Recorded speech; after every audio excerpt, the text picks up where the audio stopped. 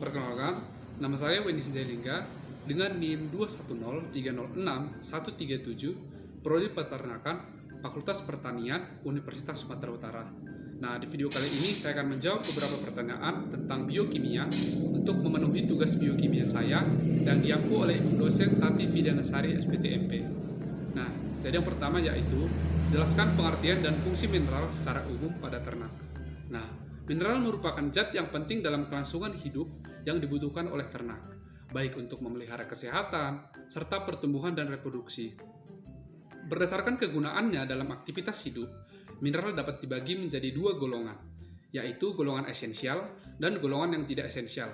Sedangkan berdasarkan jumlahnya, mineral dapat pula dibagi atas mineral makro dan mineral mikro. Contoh mineral makro antara lain seperti natrium, klorida, kalium, kalsium, fosfor, magnesium, dan sulfur.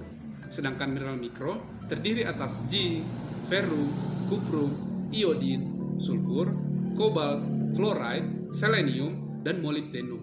Nah, secara umum, mineral-mineral esensial berfungsi sebagai pembangun tulang dan gigi. Mineral bersama-sama protein dan lemak membentuk otot, organ tubuh, sel darah, dan jaringan lunak lainnya.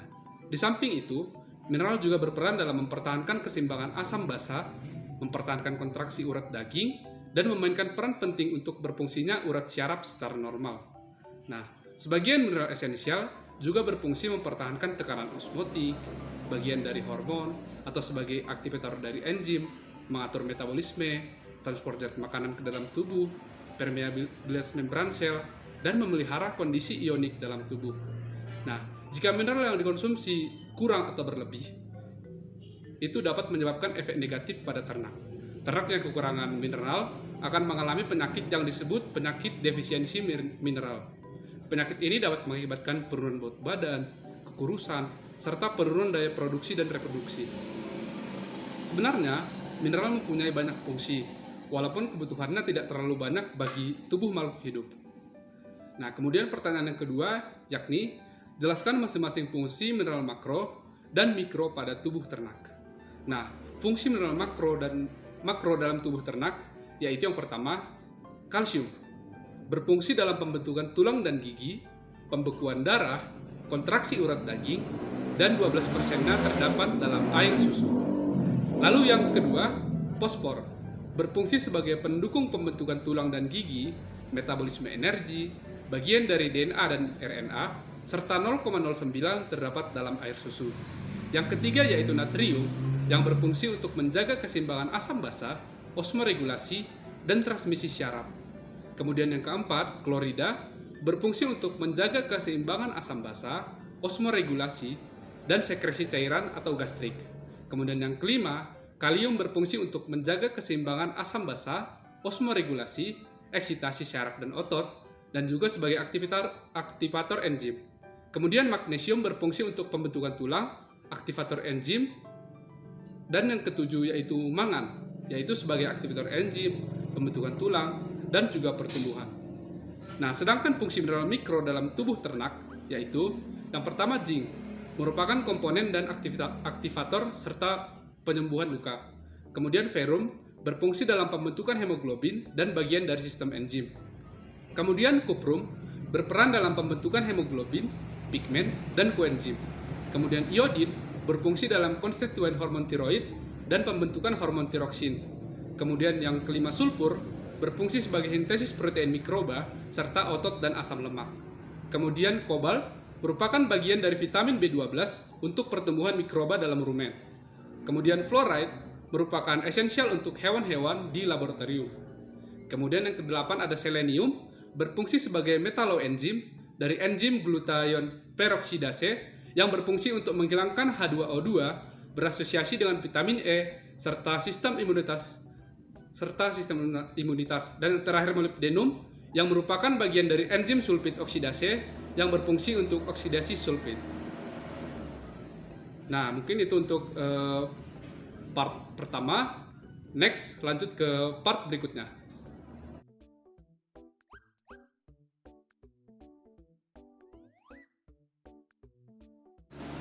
Nah, selanjutnya saya akan menjawab pertanyaan tentang vitamin.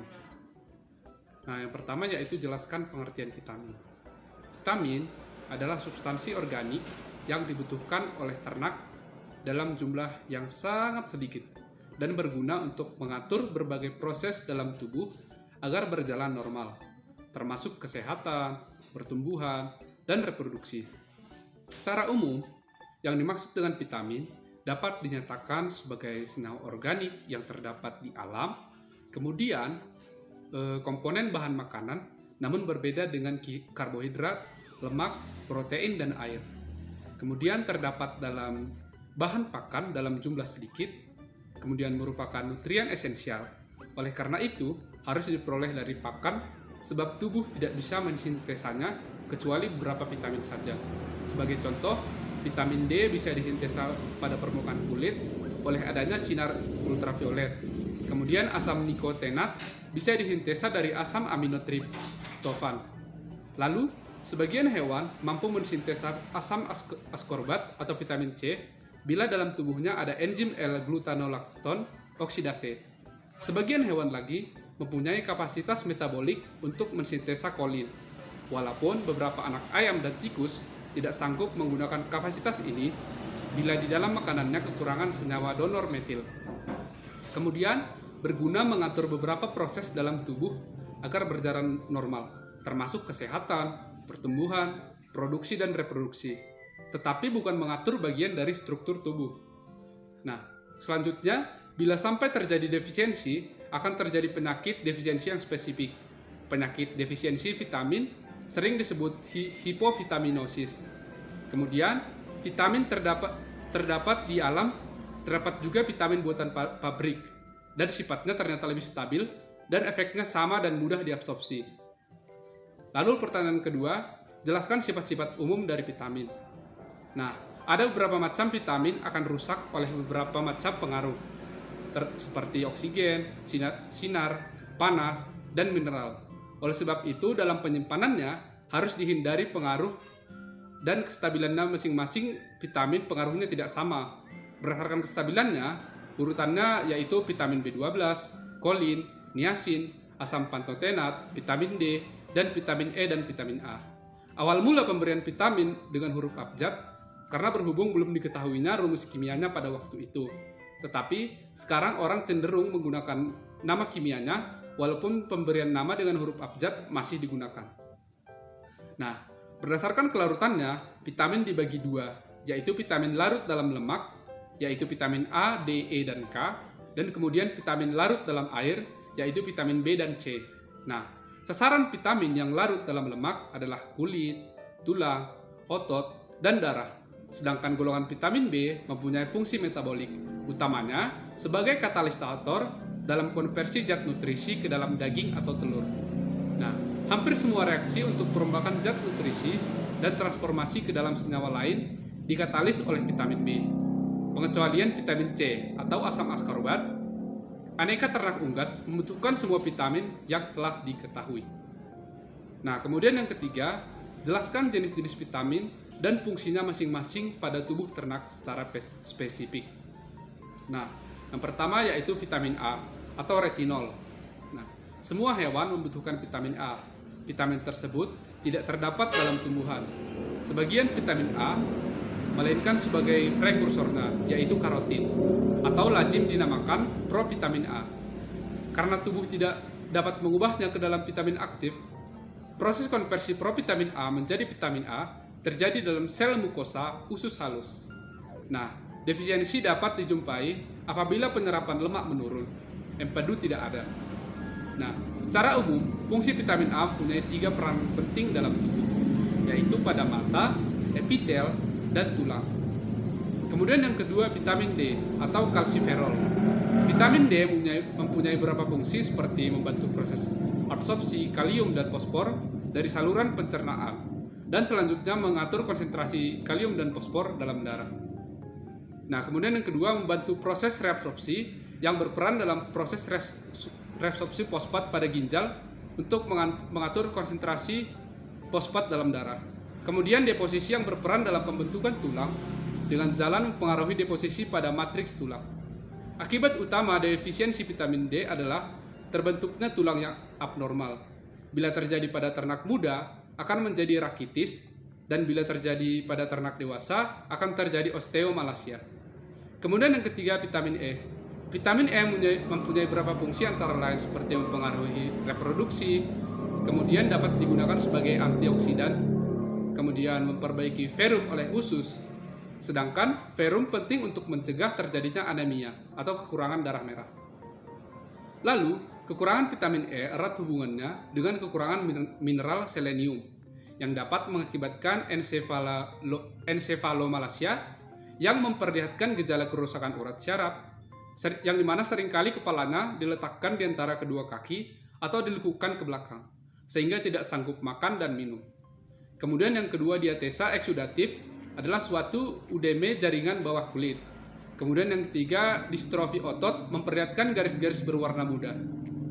Nah, selanjutnya yang keempat yaitu vitamin K. Vitamin K merupakan senyawa yang penting pada proses koagulasi darah. Oleh karena itu, semula disebut faktor koagulasi yang kemudian disebut vitamin K. Fungsi vitamin K diperlukan dalam proses pembekuan darah, khususnya diperlukan dalam sintesis protrombin di dalam hati. Karena protrombin bersamaan dengan tromboplastin dan dengan adanya trombokinase akan membentuk trombin. Nah, dengan adanya trombin lah maka fibrinogin akan berubah menjadi fibrin. Fibrin inilah yang sebetulnya diperlukan dalam proses pembekuan darah.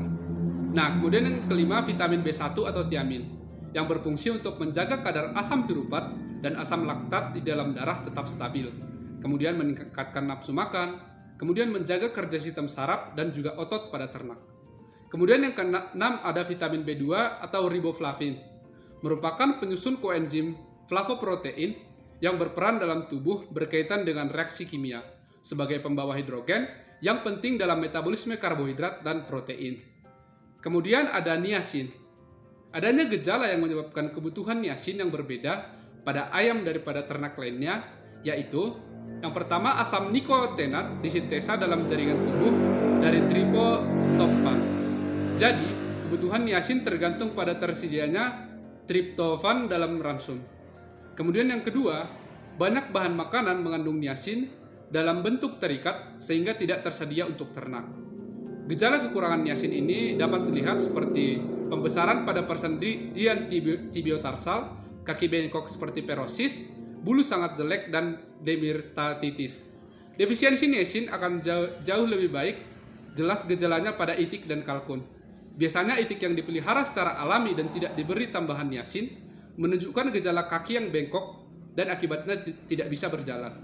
Perosis sama akibatnya kekurangan mineral mangan.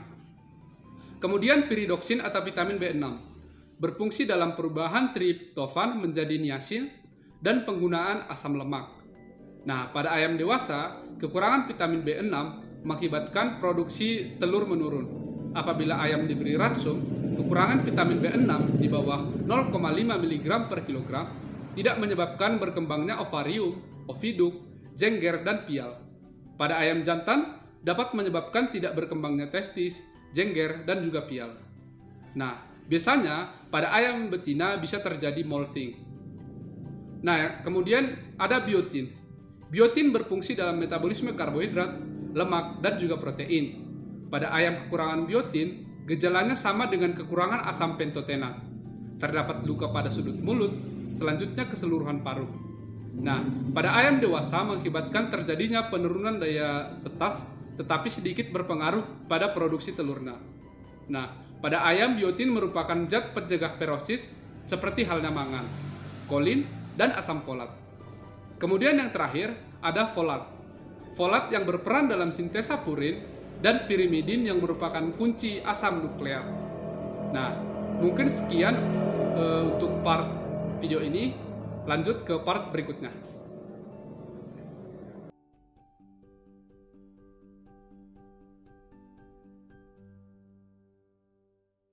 Selanjutnya saya akan melakukan uji coba tentang tinggi atau rendahnya kadar vitamin C pada beberapa bahan pakan ternak maupun pada beberapa bahan makanan.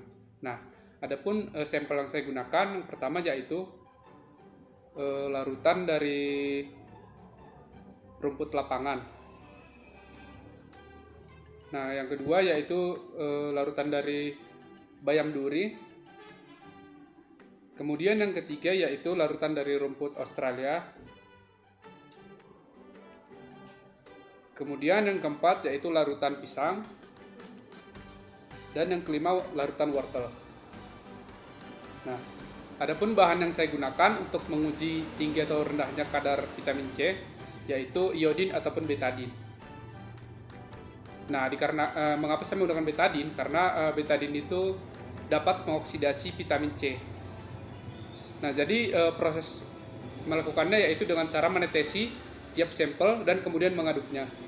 Nah, apabila ada perubahan warna, itu menandakan bahwasannya bahan makanan ataupun bahan pakan tersebut mengandung vitamin C.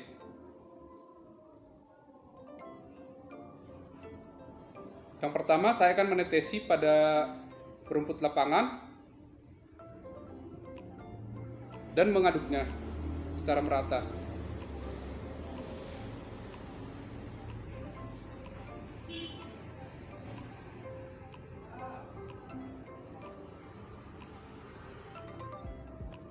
Nah, setelah dia mati, terlihat bahwasannya rumput lapangan itu mengalami perubahan warna menjadi sedikit tampak lebih terang.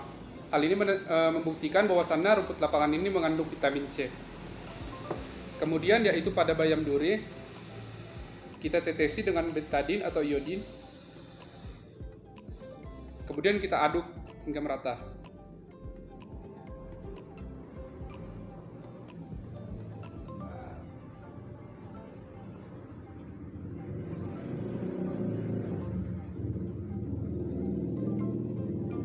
Nah, ternyata bayam duri ini juga mengalami perubahan warna menjadi sedikit lebih cerah. Hal ini menandakan bahwasannya bayam duri ini mengandung vitamin C. Dan yang ketiga yaitu pada rumput Australia yang sebelumnya kita lihat tampak keruh.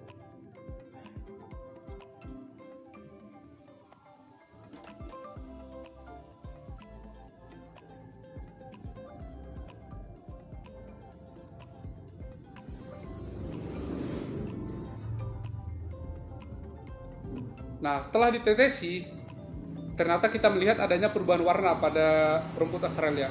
Hal ini menandakan bahwasannya rumput Australia itu mengandung vitamin C. Kemudian selanjutnya pada pisang. Kita tetesi dengan iodin berapa tetes. Selanjutnya, seperti cara yang sama, kita mengaduknya hingga merata.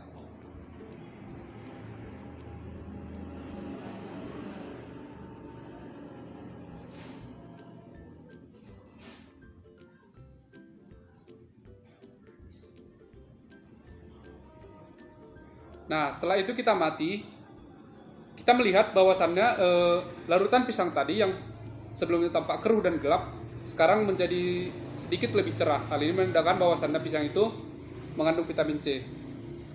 Kemudian yang terakhir yaitu wortel. Dengan cara yang sama, kita tetesi iodin dan kita aduk hingga merata.